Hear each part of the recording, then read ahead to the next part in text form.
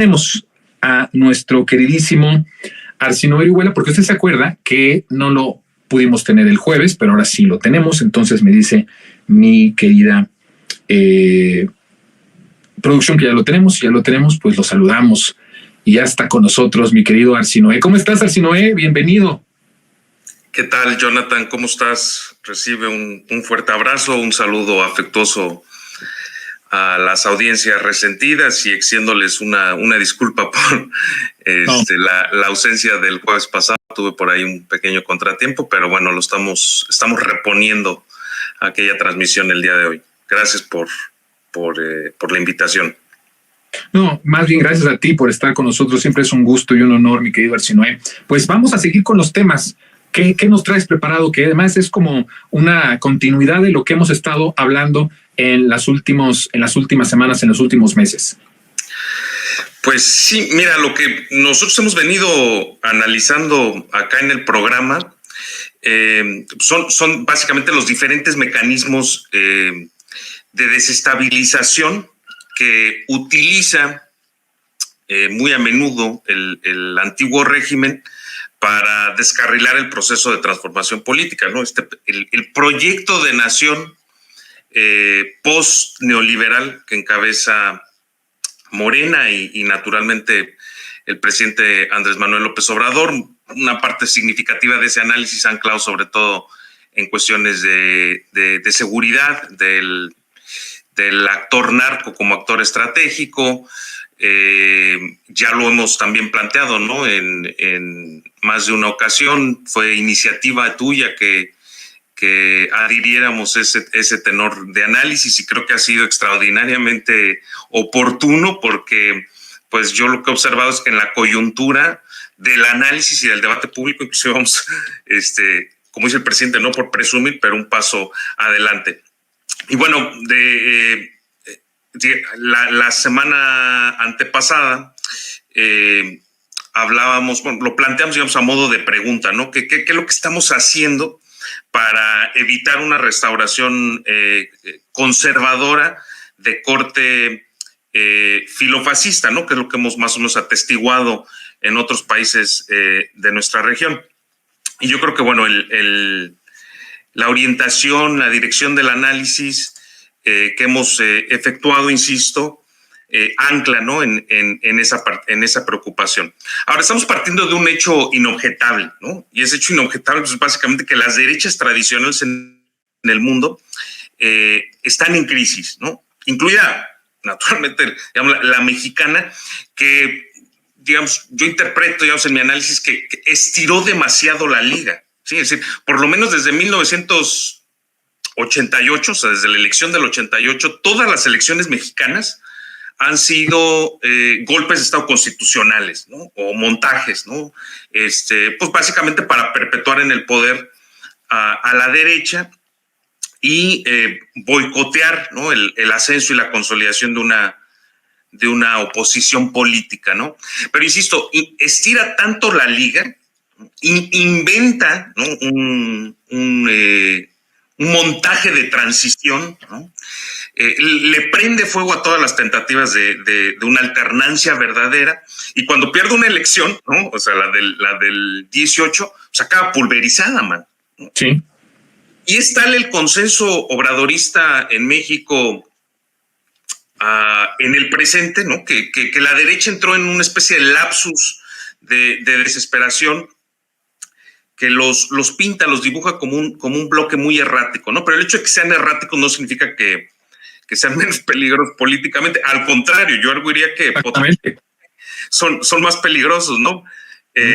Por eso es tan importante, digamos, anticiparnos y desactivar esas conspiraciones antidemocráticas. Ahora, en este contexto, ¿no?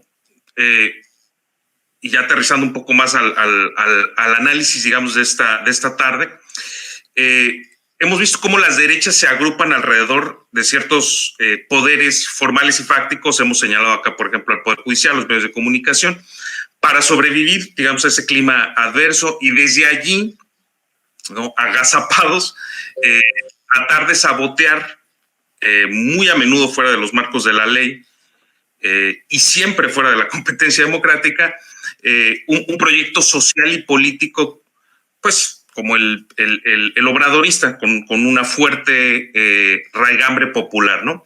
Y acude al manual de los golpes blandos, ¿no? Esto es fundamental y lo hemos también tratado acá. Y una de las técnicas, digamos, de esa tipo, modalidad de golpe es pues la de promover intrigas amarillistas, ¿no? Sensacionalistas, alarmistas y digamos, la divulgación de falsos rumores, ¿no? Por ejemplo, el supuesto caso, del financiamiento ilegal, presunto narcofinanciamiento, a veces no quiero usar la palabra porque es tan ridículo, tan absurdo, pero bueno, el presunto narcofinanciamiento de la campaña de Andrés Manuel López Obrador en el 2006. Ahora, eso tiene dos aristas, ¿sí? O sea, uno, la injerencia de Estados Unidos en la política de nuestro país, ¿no? Y dos, casi como efecto espejo, el usufructo político de la derecha mexicana para intentar neutralizar el proceso de transformación, ¿sí? Ahora, un actor tradicionalmente injerencista, pues, en la política de nuestro país, pues ha sido la DEA, la CIA, ¿no? Y en general, pues, digamos, las agencias de inteligencia estadounidense. Muchas veces ha sido a través de la agenda de seguridad que Estados Unidos consigue empujar, ¿no? Las respectivas agendas e intereses en nuestro país. Y hace muy poco escribí ahí en el Twitter, ¿no? Que cada vez que la 4T, o sea, yo ya encuentro el patrón, ya encuentro el modus de comportamiento en estos 5 años, poco más de 5 años. Cada vez que la 4T toca los callos del narcoestado, esa dimensión narca, ¿sí? Del Estado mexicano que existe, digo, si no estaría preso el secretario de Seguridad Pública claro. En Estados Unidos. Bueno, y por narcoestado también entiéndase, pues, a las agencias gringas, ¿no? O sea, el narcoestado engloba a las agencias gringas, pero en fin, cuando se tocan, se pisan los callos de ese narcoestado, responde, ¿no? Esa dimensión con acusaciones de narcotráfico a los dirigentes de la 4T o del gobierno de la Cuarta Transformación, ¿no? Digamos que es un modus operandi, yo arguiría, en toda la región, ¿no? Donde las agencias de seguridad de Estados Unidos y organizaciones criminales urden, ¿no? Conjuntamente intrigas para debilitar moralmente, políticamente, algún gobierno que consideren básicamente adverso a sus intereses, ¿no? Y acá, inclusive, lo escribí el mismo día que salió la nota, ¿no? Inmediatamente después de la revisión del caso Aburto, ¿no? Y Colosio. Del pasado de García Luna en el CISEN, se filtran esas supuestas investigaciones. Afortunadamente el presidente ya también coincide con esa lectura en las mañaneras, ¿no?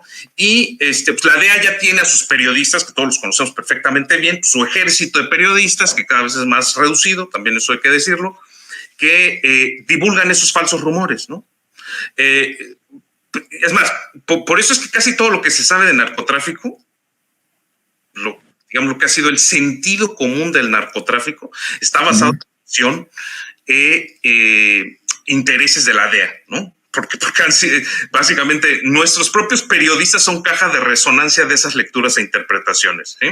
Y aquí es que las agencias de Estados Unidos, digamos, aparato de seguridad, inteligencia y militar de Estados Unidos están enfurecidos con las decisiones de Andrés Manuel López Obrador. O sea, primero desde el decreto de paz, ¿no? El decreto de un estatus de paz por oposición al estatus de guerra. La guerra es lo que quieren los gringos al sur de la frontera, ¿no?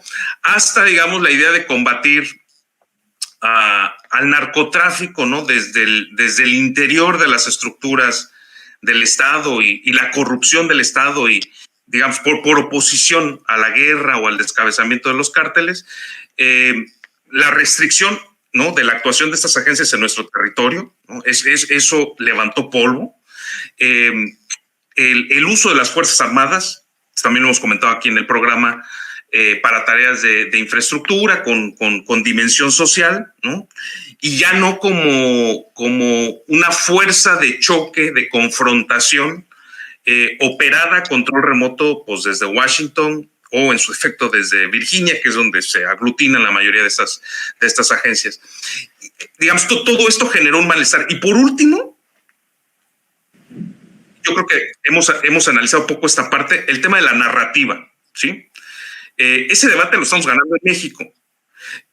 La premisa de Estados Unidos, digamos, en esta materia del narcotráfico y la inseguridad de la región, es que ese actor, el narcotráfico, es esencialmente un problema latinoamericano, digamos, en general, y mexicano en particular, ¿no?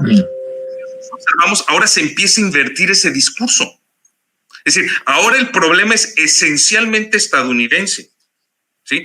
¿Por qué? Porque, digamos, son ellos los que exportan las armas para militarizar al crimen organizado, militarizar las estructuras de los cárteles del narcotráfico, y son ellos, o sea, los que trafican y consumen el 50% de toda la droga que se produce en el mundo. ¿Sí? Es más, el gobierno de México, vimos la noticia, no me acuerdo si lo comentamos en el programa anterior, acaba de ganar una apelación en una corte en Estados Unidos para proceder con la demanda contra un puñado, ¿no?, de compañías armamentistas. Entonces, en ese sentido, yo lo que veo es que está básicamente el acotamiento de las operaciones de la DEA y otras agencias en México, digamos, detrás de estas filtraciones, de estos golpes periodísticos. Y por otro, insisto, tal vez menos atendido por el análisis y la crítica, el desmoronamiento de la narrativa del narcotráfico como problema esencialmente mexicano. ¿Sí? Es decir, eso es lo que está en la base de los ataques contra México, porque no es contra el presidente Andrés Manuel López Obrador. O sea, esto es contra el país, es un ataque contra México. Lo que pasa es que, bueno, pues la derecha se alía, es tan antimexicana, ¿no? Pues que acaba aliándose con esos intereses antimexicanos. Sí, rompe esa narrativa. Qué importante que me encanta, Arsinoe, que podamos introducir temas que no son generalmente introducidos en otros espacios libres y que podamos nosotros introducirlo, porque creo que es importante. Se rompe con esa narrativa de que meramente el problema del crimen organizado o del narcotráfico específicamente era una cuestión mexicana, desde el momento en que pasó casi al principio del sexenio, cuando justamente se les dice, sí, aquí hay esta cuestión de droga, pero ¿quién hace potente al crimen organizado? ¿Quién arma el crimen organizado? Son tus armas. Y entonces desde ese momento ya narrativamente también hay un equilibrio en donde este problema pues no solamente es un problema nuestro, de hecho creo que es mucho más problema de ellos que incluso nuestro. Y eso hasta hace unos años antes, meses antes, semanas antes de que ganara López Obrador, era completamente distinto. Y en ese sentido creo que ha puesto también en jaque a estas agencias, como tú ya las decías, a la CIA y a la DEA, y qué importante que también ya desde este momento podamos describir que la DEA tiene sus reporteros y tiene sus periodistas. Y creo que también eso es importante decirlo, porque yo dije eso le decía yo a la audiencia en otro monólogo, lo decía hace como 12 años. En una reunión, yo dije cuando todavía para muchos Anabel era una muy buena periodista, para mí nunca lo fue, en el sentido de a quién y a qué intereses servía, y en una reunión con gente importante que muchas tú las has de conocer también, pero no voy a decir su nombre. Pero estábamos en una reunión y yo dije, pero ¿cómo podemos decir que le creemos y que apreciamos el trabajo de Anabel si ella le pagan en la DEA? Y eso después coincidimos en esto con mi maestro Epigmenio Ibarra en construir esta narrativa justamente, pero en el momento que lo decíamos era muy impactante. Y qué bueno que ahora también empecemos ya a normalizar que sí, efectivamente, en México y en el mundo tienen periodistas afines a esa narrativa y a esa política de ellos, ¿no? Para terminar, tenemos unos segundos, mi querido Arsinoe, ¿con qué quieres cerrar? Bueno, pues nada más tener mucho cuidado con cómo capitaliza esto la prensa carroñera, ¿no? O sea, la prensa mexicana, ¿no? Hoy el presidente dijo algo muy cierto en la mañanera, dijo, tenemos ganado el debate y por eso se enoja, ¿no?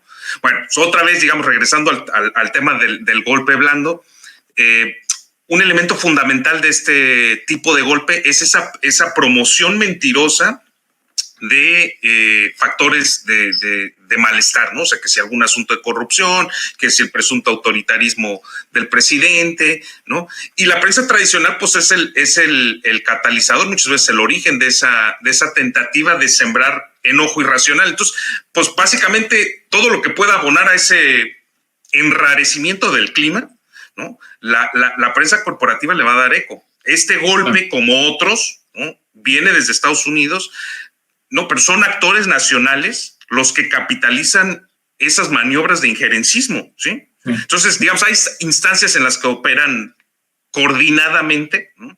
Pero también hay momentos e instancias donde esa articulación digamos, se da de manera inorgánica, ¿no?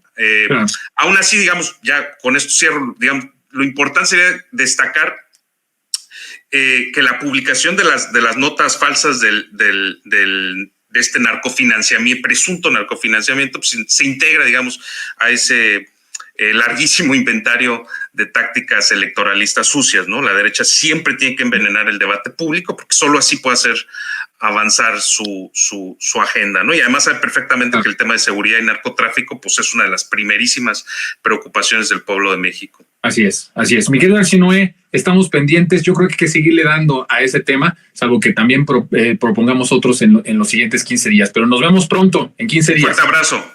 Un fuerte abrazo. Saludos a mi querido Arsinoe igual. Pues el tiempo ya se nos terminó.